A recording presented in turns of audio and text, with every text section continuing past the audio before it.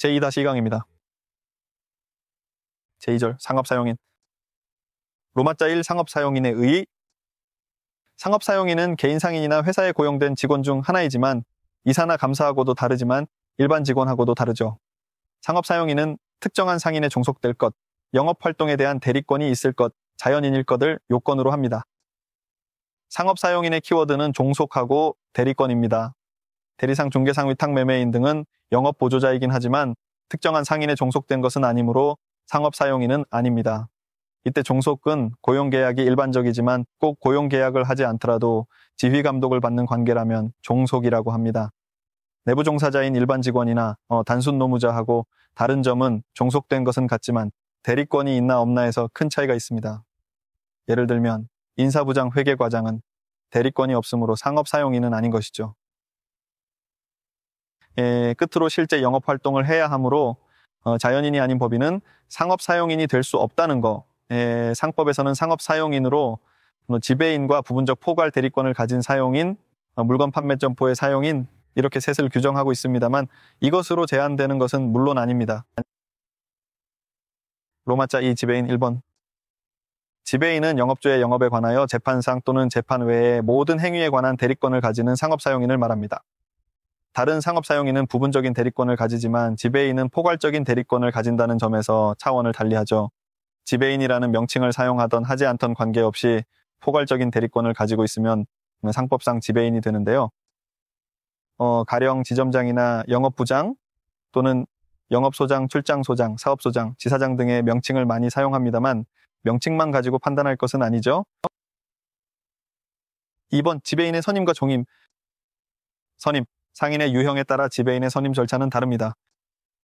개인 상인의 경우 영업주가 선임합니다. 한명 유한책임 회사는 사원의 과반수, 합자회사는 무한책임 사원의 과반수, 주식회사는 이사회의 결의, 유한회사는 이사의 과반수 또는 사원총회의 결의로 선임합니다.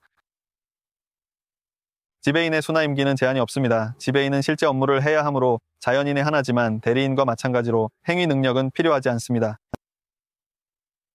종임, 지배인의 종임 사유는 대리인의 대리권 소멸 사유와 같습니다. 그래서 영업주나 회사의 파산, 해산, 지배인의 사망, 파산, 사임으로 소멸합니다. 그러나 영업주의 사망은 지배인의 종임 사유가 아니라는 거. 등기, 지배인의 선임과 종임은 등기사항입니다. 그러나 임원과 달리 지배인은 지배인을 둔 해당 본점 또는 지점에만 등기를 합니다. 상업등기법에서 보다 자세히 배우실 거예요. 3번 지배인의 권한. 대리권의 특성. 지배인이 가진 대리권은 몇 가지 특성을 가지고 있습니다. 영업 관련성. 지배인은 영업주의 영업에 관하여 재판상 재판의 모든 행위에 관한 대리권을 가집니다만 어디까지나 영업에 관한 것이어야 하고 영업의 존속을 전제로 하는 것이어야 합니다. 지배인의 어떤 행위가 영업주의 영업에 관한 것인가의 여부는 지배인의 행위 당시의 주관적인 의사와 관계없이 그 행위의 객관적 성질에 따라 추상적으로 판단합니다. 다시 말해 객관적인 외관으로 판단하는 것이지 그 지배인이 영업으로 인식했는지는 중요하지 않습니다. 예를 들어 일반적으로 어음 행위는 영업 관련성이 인정되지만 여관에서 어음 행위를 했다면 이때는 영업 관련성이 없다고 봅니다. 객관적으로 영업 관련성이 없다고 보는 것이죠. 그리고 상업사용인은 상인의 영업 범위 내에서만 상인을 대리할 수 있으므로 영업과 관계없는 일에 관해서는 특별한 수권이 없는 한 대리권이 없다는 거. 영업 관련성과 관련해서 두 번째는 현재의 영업이 존속하는 것을 전제로 하는 행위만 할 수 있다는 것.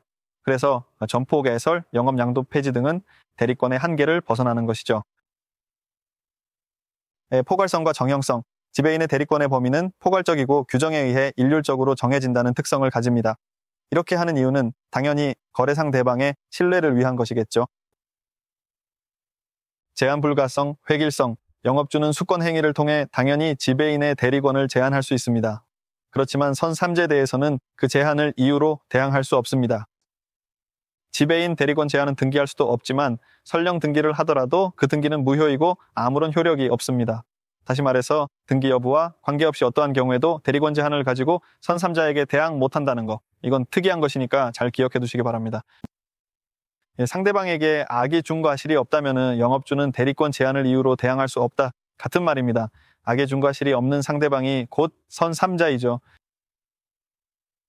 대리권의 남용, 대리권의 한계, 아무리 뭐 지배인의 대리권의 포괄성이 있다 하더라도 지배인 선임, 영업양도, 상호 선정, 파산 신청, 목적 변경 등과 같이 영업주의 고유한 권한에 속하는 것을 지배인이 대리할 수는 없겠죠. 대리권의 남용. 민법에서 대리권을 남용하면 표현 대리가 성립하지 않는 한 그 대리 행위는 무효죠. 그렇지만 상법에서는 상대방에게 악의 중과실이 없는 한, 그러니까 상대방이 선의인 이상 대리권을 남용한 대리 행위도 유효하다는 거. 상대방의 악의 중과실이 있음은 그것을 주장하는 영업주가 증명해야겠죠. 무권 대리 행위, 대리권 없는 자의 대리 행위라 하더라도 상법상 표현 지배인, 민법상 표현 대리, 민법상 사용자 책임 중 어느 것이라도 해당되면 영업주는 책임을 져야 합니다. 영업주가 조금 억울할 수 있지만 이렇게 하지 않으면 믿고 상거래를 할 수가 없겠죠. 만약 이 셋 중 어느 것도 인정되지 않으면 그때는 무권 대리인이 책임을 져야 합니다. 기출을 보겠습니다. 1번. 지배인이 내부적인 대리권 제한 규정에 위배하여 어음 행위를 한 경우 이러한 대리권의 제한에 대항할 수 있는 제3자의 범위에는 그 지배인으로부터 직접 어음을 취득한 상대방뿐만 아니라 그로부터 어음을 다시 배서양도 받은 제3취득자도 포함된다. 민법에서 무권대리 또는 대리권 남용은 거래의 상대방만 보호를 합니다만 어음이나 수표는 원활한 유통을 전제로 하는 것이므로 상대방으로 다시 취득한 전득자도 보호합니다. 대량 거래가 일어나는 상거래의 특성에 대해서는 수차 말씀을 드렸죠. 이번 대리권의 제한에 대해 선3자에 대해서만 대항할 수 없는 것이지 악의 중과실, 그러니까 대리권이 제한되어 있음을 알고 있거나 그것을 모른데 중과실이 있는 제3자한테는 대항할 수 있다라고 말씀드렸죠. 3번, 3번도 같은 내용이고요. 5번, 지배인은 영업주에 가름하여 그 영업에 관한 재판상 또는 재판 외의 모든 행위를 할 수 있고 지배인의 대리권에 대한 제한은 선의의 제3자에게 대항하지 못하며 여기서 지배인의 어떤 행위가 영업주의 영업에 관한 것인가의 여부는 지배인의 행위, 당시의 주관적인 의사뿐만 아니라 그 행위의 객관적 성질을 함께 고려하여 판단해야 한다. 틀렸죠? 지배인의 행위 당시의 주관적인 의사와는 관계없이 그 행위의 객관적 성질에 따라 추상적으로 판단되어야 한다고 강조드렸습니다. 4. 공동지배인, 공동대리인, 공동대표, 공동청산인 등 앞에 공동이 붙어 있으면 이건 전부가 그 대리인, 대표, 청산인의 권한을 제한하는 것입니다. 그러니까 공동지배인이라고 하면 지배인이 단독으로 대리권을 행사할 수 없고 반드시 다른 지배인과 함께 행사하라는 것이니까 결국 지배인의 대리권 제한과 같은 취지이죠.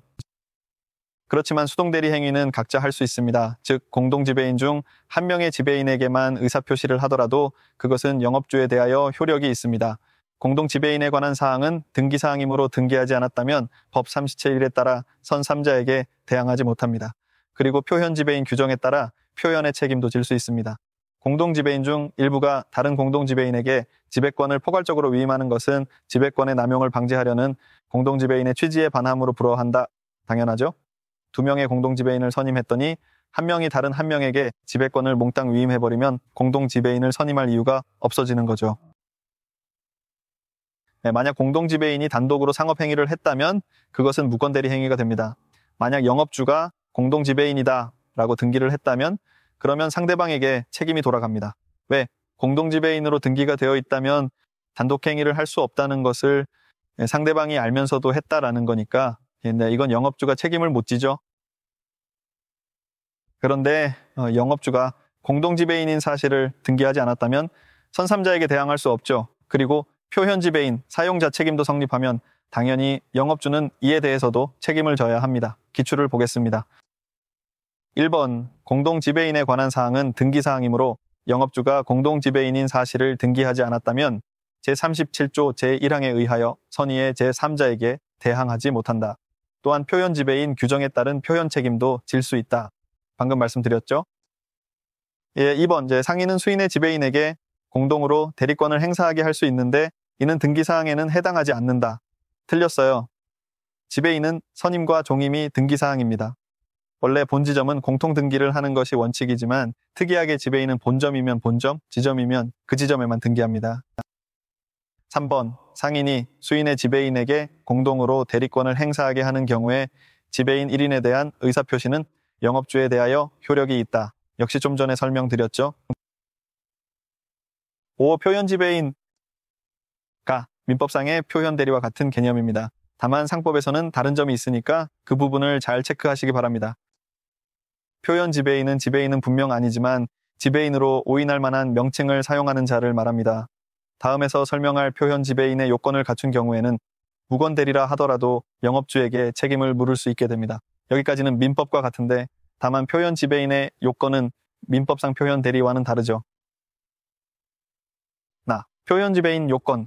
표현 지배인의 요건은 외관의 존재, 외관의 부여, 외관의 신뢰 세 가지입니다. 외관의 존재, 표현적 명칭 사용, 이것이 핵심입니다. 지배인이 아님에도 그 본점 또는 지점의 업무에 대해 포괄적 대리권을 가진 지배인으로 인식할 수 있는 명칭을 사용하고 있어야 합니다. 본부장, 지점장, 총괄 등이 포괄적 대리권으로 인식할 수 있는 명칭입니다. 반면에 대리, 차장과 같이 명칭은 누가 보더라도 제한된 업무만 수행하는 명칭으로 생각하니까 이건 표현 지배인의 외관이라고 할 수 없겠죠.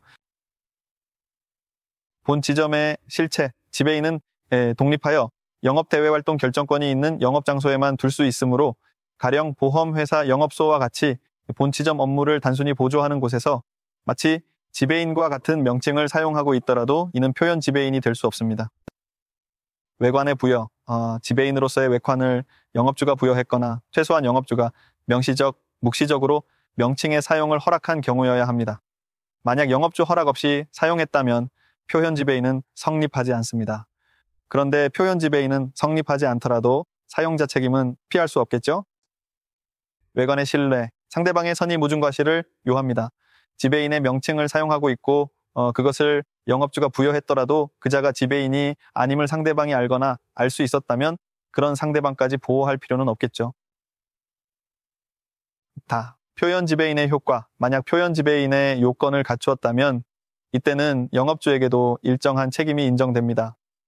그에 따라 상대방이 선의 무중 과실인 이상 표현 지배인은 지배인과 동일하게 보며 표현 지배인은 무권 대리에 책임도 지지 않는다는 것.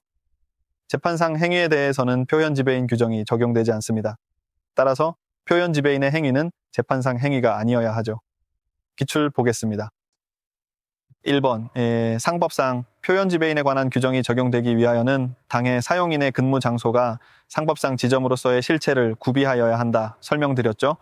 지배인은 포괄적 대리권을 가지는 자이므로 대리할 만한 권한의 실체가 있어야 합니다. 그런데 독자적인 권한이 없이 단순 업무만 하는 판매소, 연락소, 출장소 이런 곳에서 소장, 지점장 이런 명칭을 사용한다고 해서 표현 지배인이 될 수는 없는 것이죠. 2번, 거래 행위라고 볼 수 없는 재판상 행위에 대하여는 표현 지배인이 인정되지 아니한다. 재판상 행위에 있어서는 지배인이 아닌 자가 표현 지배인으로서의 외관을 갖추었다고 해서 영업주에게 그 대리 행위의 효과를 귀속시킬 수는 없는 것이죠. 3번, 본부장, 지점장 외에 지점차장도 표현 지배인에 해당한다. 지배인은 그 본점, 지점의 업무 전체를 총괄하는 위치이니까 가장 상위의 직위명이어야 합니다. 그런데 차장이라는 명칭 자체가 지배인으로 유추될 직위는 아니죠.